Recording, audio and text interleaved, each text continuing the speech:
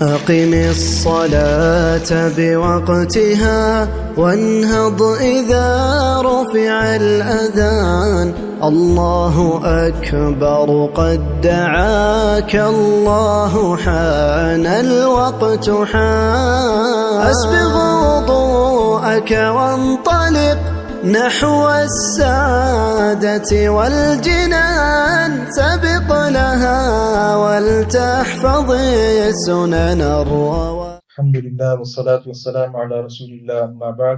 انسان پر غسل کب فرض ہوتا ہے؟ اس میں پہلی بات یہ ہے کہ جب انسان اپنی اہلیہ کے قریب جاتا ہے، اس کے ساتھ اس کے بعد اس پر غسل فرض ہے، واجب ہے. رسول اللہ صلی اللہ علیہ وسلم کا ارشاد گرامی موجود ہے، اور اس کا ماحصل یہ ہے. پہل یہ تھا کہ انسان جب اپنی بیوی کے پاس جاتا اور انزال نہ ہوتا، ڈسچارج ہونے سے پہلے اگر الگ ہو جاتے تو اس صورت میں غسل واجب نہیں ہوتا تھا. لیکن بعد میں آپ صلی اللہ علیہ وسلم نے اس بات کو واضح فرمایا کہ اگر انسان اپنی بیوی کے پاس جائے، انزال ہو نہ ہو، ڈسچارج ہو نہ ہو، تو اس پر غسل جو ہے وہ فرض ہو جاتا ہے.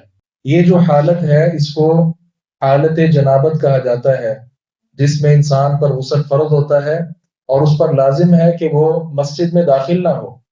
مسجد میں داخلہ ایسے شخص کا کہ جو جنابت کی حالت میں ہو جائز نہیں ہے. نماز پڑھنا بھی جائز نہیں. اسی طرح جو طواف ہے، ظاہر ہے وہ مسجد میں ہوتا ہے تو طواف بھی نماز کی طرح ہے، طواف بھی اس کے لیے ممنوع ہے. باقی کچھ روایات میں آتا ہے کہ جس گھر میں جنبی ہو فرشتے اس گھر میں داخل نہیں ہوتے، تو بہرحال اس طرح کی روایات وہ صحیح نہیں ہے، کیونکہ جنابت کی حالت یہ ہر شخص کے ساتھ اس طرح کا معاملہ وہ پیش آتا ہے.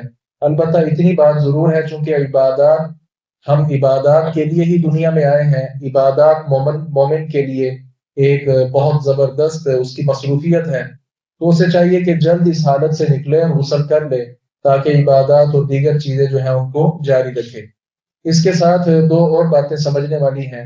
ایک بات یہ ہے کہ انسان اپنی بیوی کے پاس گیا اور دوبارہ اسی بیوی کے پاس دوبارہ جانا چاہتا ہے یا کسی دوسری اپنی بیوی کے پاس جانا چاہتا ہے.